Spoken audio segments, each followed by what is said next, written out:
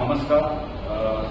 येणाऱ्या 22 तारखेला वार शनिवार त्या दिवशी आम्ही राष्ट्रवादी काँग्रेस पार्टी अजितदादा पवार गट यांचा एक कार्यक्रम सभासद नोंदणी कार्यक्रम आयोजित केला आहे. त्या कार्यक्रमासाठी आम्ही तालुक्यात प्रत्येक गावामध्ये आणि प्रत्येक कार्यकर्त्यांना भेटून सभासद नोंदणी जास्तीत जास्त कशी या तालुक्यात राष्ट्रवादी काँग्रेस पार्टीचे होईल यासाठी आमचं काय काम चालू आहे. आणि येणाऱ्या 22 तारखेला आपण डीएड चौकामध्ये आमचे इथे नूतनदाबा पाटील असतील, नितीन काका असतील, आमचे जिल्ह्याचे अध्यक्ष बाळासाहेब सोरसकर असतील, आमच्या तालुक्याचे अध्यक्ष आणि आमचे नेते शिवराज खेडेकर सर्वांनी मिळून तो कार्यक्रम आयोजित केला आहे. तर या कार्यक्रमाचं नियोजन जो चालू आहे प्रत्येक राष्ट्रवादी काँग्रेस पार्टीच्या सर्व कार्यकर्त्यांना त्याच्या सूचना केलेल्या आहेत आणि सभासद नोंदणीचा कार्यक्रम आमचा बऱ्यापैकी चालू आहे. तालुक्यात आतापर्यंत आम्ही 3000 सभासद नोंदणी आम्ही पूर्ण केलेली आहे आणि जास्तीत जास्त सभासद आता या तालुक्यात राष्ट्रवादी काँग्रेस पार्टीचा साहेब, एक प्रश्न होता. परवा दिवशी राधाळ्याला एक कार्यक्रम झाला. तर राधाळ्याच्या कार्यक्रमामध्ये राष्ट्रवादी अजित पवार पक्षामध्ये प्रवेश झाल्याचं बातम्या आल्या. तर त्याबद्दल आपल्या पक्षामध्ये प्रवेश होताना आपणही नव्हता, तालुकाध्यक्ष म्हणून शिवराजही दिसले नाहीत. उलट विधानसभेला जे शरद पवार साहेबांच्या पक्षाचे उमेदवार होते ते तिथे उपस्थित होते. तर असे काही प्रवेश झालेत का? त्याला आपली मान्यता आहे का? अशा प्रवेशाला तर आता जे त्या स्टेजवर होते दीपक चव्हाण जे माझे आमदार आहेत ते कुठल्या पक्षातून उभे राहिले होते, कुठल्या चिन्हावरती त्यांनी निवडणूक लढवली होती आणि ते कुठल्या स्टेजवर होते त्यांना काय अधिकार आहे की त्यांनी राष्ट्रवादी काँग्रेस पार्टी अजित पवार गटामध्ये प्रवेश करून घेण्याचा आणि बाकीचं सभासद नोंदणीचा. वास्तविक पाहता त्यांनी सगळा विरोधच केला. तालुक्यात त्यांना असं वाटत होतं की महाराष्ट्रातलं पहिलंच पीठ अजितदादा पवारसाहेबांनी आपल्या परिसर तालुक्याला घड्याळाच्या चिन्हाचं दिलं होतं. पण इथल्या नेत्यांना खात्री नव्हती की राष्ट्रवादी काँग्रेस पार्टी अजितदादा गटाचं त्यांना एवढा प्रतिसाद चांगला मिळेल. त्यामुळे त्यांनी वेगळ्या पक्षाची भूमिका घेऊन वेगळा प्रचार केला आणि आम्ही आधी राष्ट्रवादी काँग्रेस पार्टीतून उभा राहिलो. आम्हाला अजितदादा पवारांनी सन्मानपूर्वक घेतलं, पक्षाचं तिकीट दिलं आणि त्या पक्षाच्या तिकिटावरती आम्ही काम केलं. माझ्याबरोबर आमचे शिवराज पूर्वीपासून राष्ट्रवादी काँग्रेस पार्टीचं काम करत होते त्यांनी आणि त्यांचीच ताकद माझ्या पाठीशी राहिली आणि आम्ही ती निवडणूक यशस्वीरित्या पार पाडली आणि त्या विजयी येतो. पण आता विनाकारण कुठंच काय चालत नाही. तर आता दादांचं नाव घ्यायचं, प्रवेश घ्यायचे आणि आमच्या ते जर राष्ट्रवादी खरंच होते तर त्यांनी आमच्या प्रचाराला राष्ट्रवादीचं तिकीट दिल्यानंतर प्रचार आमचा करायला पाहिजे होता. पण तसं काय कुठं घडताना दिसलं नाही. कायम विरोधात भूमिका घेतली. दादांच्याबद्दल महाराष्ट्रात ते म्हणजे राष्ट्रवादी काँग्रेस पार्टीला अशी त्यांना खात्री नव्हती म्हणून त्यांनी वेगळ्या पक्षाचा निर्णय घेऊन त्यांनी वेगळ्या पक्षाची चूल मांडून त्यांनी काम केलं. अशाने आता राष्ट्रवादीबद्दल प्रेम आणू नये. राजी याबद्दल आपण काय सांगतो? खरं म्हणजे आमदारकीच्या इलेक्शनमध्ये आपल्याला सर्वांनाच माहिती आहे की राष्ट्रवादी अजितदादा गटाच्या वतीनं मी म्हणजे ठामपणे म्हणू शकतो की मी एकटंच राहिलो होतो तालुक्यात. आणि जेव्हा आमदारसाहेब जसं म्हटले की जेव्हा त्यांनी तिकीट नाकारलं त्या दिवशी अजितदादांचा मोठा अपमान केला होता आणि त्या अपमानाचा उत्तर देण्यासाठी आम्ही हक्कानं राष्ट्रवादी तिकीट ह्या मतदारसंघात मागून घेतलं. महायुतीबरोबर चर्चा केली, महायुतीची आम्हाला साथ मिळाली आणि त्याच साथ आणि ताकद मिळाल्यानंतर आज आपल्याला सचिन पाटीलचा आमदारच्या रूपानं दिसते. तेच आम्हाला एक उत्तर द्यायचं होतं की तुम्ही तिकीट नाकारलं तरी आम्ही राष्ट्रवादी फलटण तालुक्यात जीवन ठेवली आणि राष्ट्रवादीचा आमदार फलटण तालुक्याला परत केला. राजे तिथं राष्ट्रवादीचे विधान परिषदेचे सदस्य श्रीमंत रामराजे साहेब तर त्यांनी प्रवेश करू शकते, त्याबाबत आपण काय सांगा? त्यांनी प्रवेश करायचं खरं म्हणजे आधी की त्यांनी कुठल्याही राष्ट्रवादीच्या कार्यक्रमाचा आजपर्यंत भाग घेतला. आमचे राष्ट्रवादी जिल्ह्यात जेव्हा तालुका अध्यक्षाची नेमणूक झाली, मग मान तालुका असू दे, कोरेगाव तालुका असू दे, फलटण तालुका, त्या कार्यक्रमात ते हजर होते.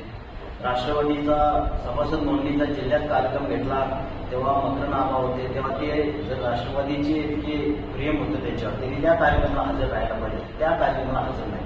कदापि कुठल्याही राष्ट्रवादीच्या आजपर्यंत आमदारकी झाल्यापासून ते आजपर्यंत त्यांनी राष्ट्रवादीच्या कुठल्याही कार्यक्रमामध्ये त्यांनी हात दिला नाही. कालचा पण आपण मल्हारराव होळकर यांचे जयंतीच्या कार्यक्रमाला त्यांनी यायला पाहिजे होतं. त्या कार्यक्रम शासकीय कार्यक्रम होता आणि तुम्ही एक विधान परिषदेचे आमदार असून तुमचे विधान परिषदेचे सभापती तिथे आले होते. त्या कार्यक्रमाला तुम्ही तिथे येऊन आणि तो कार्यक्रम म्हणजे श्रीमंत मल्हारराव होळकरांनाच आपण मान देतोय आणि त्या समाजाला आपण मान देतोय आणि म्हणून आपण तिथं त्याची गावाची त्यांनी लावला पाहिजे. राजे त्याच्यामध्ये आपल्यावर पण त्यांनी टीका केली की दादाराजेंची गोष्ट वेगळी होती, पण त्यांनी काही कुठल्या संस्था काढल्या नाहीत, जिनिंग व्यवस्थित चालवता आली नाही, त्याबाबत आपण काय सांगा? तेव्हा का दादारायांनी काळेश्वर जिनिंग काढली होती 1980 सालात. त्यावेळी पूर्व भागात कापूसचं पीक भरपूर.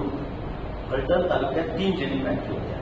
एक गोष्टी साहेबांची होती, एक दादारांनी काढली होती आणि एक गुणवत्यात काढली होती. कापूस पीक ऊसा एवढंच होतं.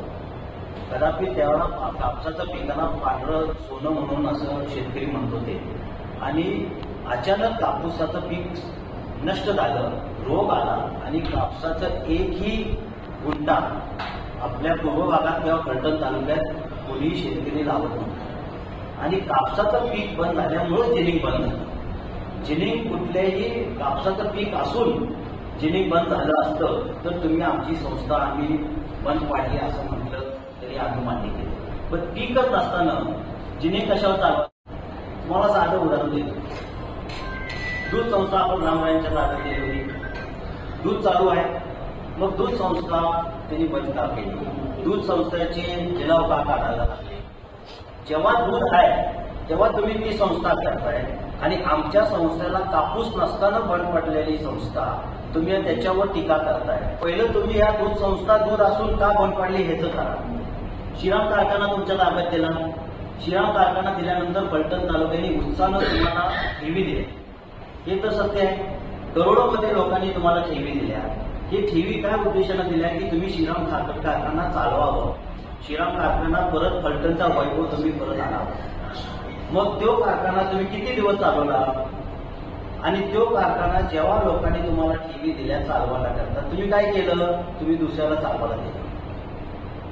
मग ही संस्था 2 संस्था ज्या तालुक्यातल्या प्रमुख आहेत ह्या संस्थेचा तुम्ही पहिला खुलासा करा आणि मग आमच्या काळेश्वरच्या जिनिंगचं तुम्ही आम्हाला राजे त्याचं त्यांनी अजूनही केलं की नीरा जे पाणी कॅनल पूर्ण जाणार येणार आहे तर पूर्व भागातल्या 36 गावांना त्याचा तोटा होणार आहे किंवा फटका बसणार आहे, त्याबाबत आपण काय सांगाल? आमचं म्हणणं नाही फटका काही बसणार नाही. जे आपल्याला आज तालुक्याला पाणी मिळते तेवढंच पाणी आपल्याला मिळणार आहे. स्वतः आमदार साहेब कारवा समितीच्या मिटिंगमध्ये त्यांनी आपल्या मंत्री विखे पाटील साहेबांना त्यांनी मागणी केली आहे. विखे पाटील साहेबांनी खुलासा केला की कुठल्याही तालुक्याचं पाणी एक थेंबही कमी होणार नाही. उलट वाढलेलं पाणी कसं वाटप करणार त्याच्यावर ते कारवा समितीवर चर्चा करून तेव्हा त्यांच्या पद्धतीने ते पाणी वाटप होणार आहे. 36 गावचं पाणी कमी होणार नाही, तिथं क्षेत्र वगैरे काही कमी होऊ शकत नाही. रामराय साहेबांनी त्यावेळेस सांगितलेलं पण ऊसाचं क्षेत्र वाढलंय ते पण कमी पेली किंवा अशी त्यांनी त्याच्यामध्ये टीका केली. सांगूनला पाणी जाणार. बघा रामरायांसारखे सिंह माणूस सरकार वैयक्तिक कधीही गुन्हा टीका केली. आजही आम्ही वैयक्तिक त्यांच्यावर टीका करत नाही. आम्ही नुसतं त्यांचे प्रश्नाचे उत्तर तुम्हाला देतोय. ते जे समजतात की मी पाण्याच्या संदर्भात त्यांची PhD आहे आणि त्यांनीच असं बोलावं तर तुम्ही त्यांनाच विचारायला पाहिजे ना कसं पाणी कमी होणार, काय कमी होणार. ते पण होते कारवा समितीच्या मिटिंगमध्ये. माझा आमदार साहेबांनी प्रश्न आहे. आपले नेते रणजित देखील प्रगती यांच्यावर पण आमदार साहेबांनी बरीच राजकारणामध्ये टीका केली, त्याबद्दल आपण काय सांगणार? त्यांनी वैयक्तिक टीका करण्यात आला कारण आपल्या खासदारांनी स्वतःच्या हिमतीवरती उद्योगधंदे चालवले. स्वतःच्या ताकदीवरती स्वतःची ताकद तयार करून त्या तालुक्यातल्या तरुण वर्गाच्या हाताला काम मिळावं स्वतःच्या जीवावरती स्वतःचा कारखाना उभा केला. दुसरा एक एक नवीन प्रोजेक्ट फूड प्रोसेस मधला नवीन प्रोजेक्ट रामपुरीला उभा केला आणि तो सगळे दोन्ही प्रोजेक्ट अतिशय चांगल्या पद्धतीने चालू. मग कारखान्याचं बिल मिळत नाही तर येणाऱ्या 3 एप्रिलपर्यंत म्हणजे गेल्या वर्षीपर्यंत कुणाचं ऊसाचं बिल राहिलंय का तर कुणाचाही 1 रुपया राहिला. कुणाचंही शेतकऱ्याची सिंगल तक्रार आमच्याकडे नसते. नंतर ह्या वर्षाचं सुद्धा बिल जे राहिलेलं आहे ते 1-1.5 महिन्याचं बिल राहिलं ते सुद्धा 3 एप्रिलपर्यंत सगळं बिल शेतकऱ्यांच्या खात्यावरती जमा होणार. आतापर्यंत कारखाना तर चालू आहे आपला 5-10 वर्ष झालं कारखाना आपला आपल्या चांगल्या पद्धतीने चालू आहे. कारखान्याला लोन लागतं, त्यांच्यात हिंमत आहे. स्वतःचा उद्योग काढायचा आणि फेडायचा ही हिंमत असावी लागते आणि ती हिंमत आमच्या नेत्यामध्ये आहे, रणजितसिंह नाईक निंबाळकर यांच्यामध्ये आहे. आणि त्यांच्या कर्तृत्वावर ते सारखीच आपण टीका करत असतात, वैयक्तिक लेवलला जाऊन टीका करत असतात, तर त्यांनी ते टाळावं. आम्ही आमच्या नेत्यांच्यावर टीका केलेल्या आम्हाला कदापि आवडणार नाही. कारण आपण आपल्या घरचं पण बघावं. त्यांनी कुणाला उद्योग काढून दिले का, त्यांनी उद्योग काढलेत का, तालुक्यातल्या तरुणांना काम दिलंय का, हे पण थोडं शोधावं ना. स्वतःकडे पण लक्ष द्यावं. दुसऱ्याकडे बोट दाखवत असताना आपण स्वतः काय तालुक्यासाठी उद्योग स्वतःचे काय उद्योग तयार केलेत, काय कमीसारखी कंपनी आपल्या तालुक्यात आहे, काय ती चालू आहे, कामगारांच्या बाबतीत काय काय घडते, हे सगळ्या गोष्टी आपल्याला माहिती आहे आणि कामगारांनाही माहिती आहे. तालुक्याने आपल्याला पूर्णपणे आपलं सगळं तालुक्याला माहीत झालंय. आपण कशावरती बोलता, वैयक्तिक टीका कोणावरती करता, का करता, आता जनतेला कळलेलं आहे. जनतेने आम्हाला चांगली ताकद दिलेली. जनतेचा ओढा आमच्याकडे आहे, राष्ट्रवादी काँग्रेस पार्टीकडे आहे, आमच्या युती सरकार युतीकडे आहे, भारतीय जनता पार्टीकडे सुद्धा लोक प्रचंड प्रमाणात येत आहेत. राष्ट्रवादी काँग्रेस पार्टीकडे सुद्धा आमच्याकडे लोक आमच्या बरोबर काम करायला त्याची तयारी आहे. मग असं असताना तुम्ही व्यक्ती दोषानं काय रणजितदादांना टार्गेट करता? करू नाही. तरी स्वतः धंदे काढते, स्वतःचे धंदे त्यांच्यात खर्च किती असू द्या त्याच्यात फेडायची सुद्धा हिंमत त्यांच्या अंगात आहे. तेव्हा आपण त्याची काळजी करू नये. आपण फेडणार नाही कर्ज रणजितदादाच फेडणार. त्यामुळे जनतेला कर्ज किती आहे, काय किती आहे, कारखाना अडचणीत कसा आहे, काय ह्या गोष्टीवर त्यांनी बोलूच नाही. त्यांनी स्वतः काढले तर त्यांनी स्वतः फेडलेले. कुणी करायला आलेलं नाही. तेव्हा तालुक्यातल्या शेतकऱ्यांच्याकडून पैसे गोळा करून ते काही कर्ज भरले नाही, तेव्हा कर्ज फेडले नाही. त्यामुळे आपण दादांवरती, आमच्या नेत्यांवरती जर टीका केली आपण तर ते आम्ही कदापि खपवून घेणार. आणि त्याच्यामध्ये एक टीका करताना त्यांनी असं म्हणजे श्रीराम कारखाना ह्यांना पाहिजे, कारण की ह्यांचा स्वतःचा कारखाना नीट चालवण्यासाठी म्हणजे ऊसाचं क्षेत्र वाढलं किंवा कमी झालं तर श्रीराम कारखाना बंद पाडून स्वतःचा उद्योग चालवण्यासाठी म्हणून ह्यांना श्रीराम कारखाना ताब्यात घ्यायचा. त्याबद्दल आपण काय सांगाल? बघा, श्रीराम साखर कारखाना तुम्ही आतापर्यंत म्हणत होता की कर्जमुक्त आहे. परवाच्या प्रेसमध्ये चेअरमनने सांगितले की 100 कोटी देणं आहे जवानला, बरोबर ना? तुम्हीच होता प्रेस. आता हे 100 कोटी जवानला देणं आहे आणि यांनी प्लॅनिंग केले की 10 वर्ष किंवा 12 वर्षानंतर हे सगळं देणी जाऊन आणि मग श्रीराम कारखाना सभासद जाऊ. आमचं मत आहे की श्रीराम साखर कारखाना सभासदचा आहे, शेतकऱ्यांचा आहे. शेतकऱ्यांनी श्रीराम साखर कारखाना चालवा आणि म्हणून आम्ही या इलेक्शनला सामोरे आहे. सभासद निर्णय घेईल ना, जवानकडे ठेवायचा आहे का स्वतःकडे चालवायचा आहे. आणि श्रीराम साखर कारखाना बंद पडायचा उद्देश कुठल्याही सभासदाचा फलटण तालुक्यातला कधीही नाही. श्रीराम साखर कारखाना हा सर्वांनी त्यात मारुजीराजेपासून शिवाजीराजे असतील, दादाराजे असतील, हनुमंतराव पवारांचे वडील असतील, हनुमंतराव पवार असतील, सर्वांनी श्रीराम कारखाना जीवन ठेवण्यासाठी आपल्या पद्धतीने कष्ट केल्यात, आपल्या पद्धतीने त्यांनी केले. आणि श्रीराम माझा ऊस श्रीराम कारखान्याला काय प्रमाणात 100% जातो. मी म्हणत नाही माझा 100% ऊस जातो, पण माझा ऊस श्रीराम कारखान्याला दरवर्षी असतो हे तुम्ही कारखान्यावर जाऊन नोंद घेऊ शकता. टोळ्यांचं वांदा असते श्रीराम कारखान्याला, आम्हाला टोळ्या मिळत नाही म्हणून पर्यायानं आम्हाला दुसऱ्या कारखान्याला ऊस घालायला लागतो. जेव्हा आम्हाला टोळ्या देतात श्रीराम, तेव्हा आम्ही श्रीरामला ऊस घालतो. आणि 100 कोटी 2000-3000 टन एक्सपेन्शन करण्याला हे सभासदता पडतंय का? आज नवीन साखर कारखाना जमीन घेण्यापासून कन्स्ट्रक्शन करण्यापासून साधारण 200 ते 250 कोटी खर्च येतो. आणि तुम्ही जुन्या मशिनरी जवानने आणल्या तिकडच्या आणि हिथं लावल्या आणि तुम्ही आमच्यावर 100 कोटीचं सभासद कर्ज लागताय. हे सभासदता पडतंय का?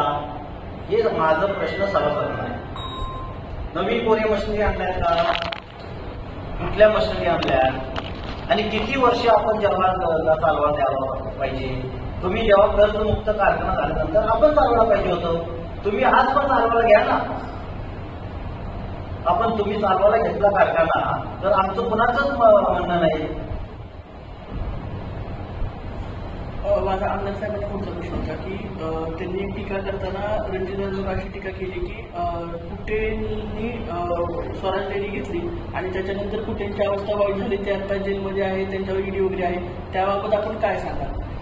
कुठेही डेलीतच दुधाला दूध डेअरी आपण देत असताना दादा 7 लाख लिटर दूध स्वराज आता धंदा ज्यांनी ज्याला विकल्यानंतर ज्यांनी धंदा त्याला चालवायचा असतो. त्या दादाचा काय प्रश्न, काय संबंध? ज्यांनी घेतली तरी तो प्रपंच त्याला नीट चालवला पाहिजे, त्याचा उद्योगधंदा नीट बघितला पाहिजे, त्याची जबाबदारी दादाची कशी असू शकत? आता त्याच्यावर ईडी आपला काय संबंध आहे? त्याचा विकला माल आपण एखादी जमीन घेतो, जमीन विकतो आणि तो शेतकरी समजा त्याला करता येत नाही जमीन आणि तो अडचणी येतो, म्हणून काय ज्यांनी विकली तो त्याचा दोषी होऊ शकतो का? तर अजिबात नाही. टीका करायची म्हणून करायची, नावं ठेवायची म्हणून ठेवायची. आता तशी संस्कृती आमच्या नेत्याने आम्हाला दिलेली नाही. आमचे संस्कार चांगले आहेत, आम्ही चांगलं बोलतो, इतरांबद्दल विरोधकांबद्दलही चांगलं बोलत असतो, पण त्यांनी पातळी सोडून बोलू नये, कारण आम्हालाही बोलायला त्यांनी लावू नये, त्याचाही विचार त्यांनी करावा. आमदार साहेब, एक वेगळा प्रश्न आहे. फलटण तालुक्यातील आणि बारामती तालुक्यातील काही फॅक्टरी नीरा नदीमध्ये पाणी सोडतात, त्यामुळे नदीचं मोठ्या प्रमाणात प्रदूषण होते, यावर आपण तोडगा काढणार? निश्चितपणे आपल्या तालुक्यातल्या ज्या काय फॅक्टरी असतील आपल्या तालुक्यात, आता नीरा बारामती तालुक्यातला विषय असेल तर बारामतीचे नेते आमच्या अजितदादा पवार साहेब त्यांना सूचना देतील, त्या पद्धतीने ते काम करून घेतील. तर माझ्या तालुक्यातल्या जर काय कंपन्यांचं दूषित पाणी जर जात असेल तर निश्चितपणाने त्याच्यावर मी तोडगा काढणार. तसं असेल तर तसं आपल्याला काय माहीत असेल तर मला सांगावं, तर प्रत्यक्ष जाऊन पाणी करून त्याच्यावर नदीवर त्या वेगवेगळ्या आंदोलन होत आहेत आणि सगळे मासे आहेत ते मेरेच्या प्रमाणात असं काय आता तर काय निदर्शनास काय आलं आहे तर सोशल मीडियावर व्हिडिओ आहे प्रदूषण होतंय करत येते. हा ठीक आहे, परत प्रदूषण विभागाला त्याला आपण पत्र देऊ, त्यांनी काय कारवाई करायची काय नाही त्याला आपण सांगू. जे योग्य आहे तर कंपन्याच्या कुणाची असेल, माझी कंपनी असेल तर माझ्यावर कारवाई करायची अधिकार नाही. फलटण चौफेर, अचूक, परखड, सडेतोड बातम्यांचं व्यासपीठ.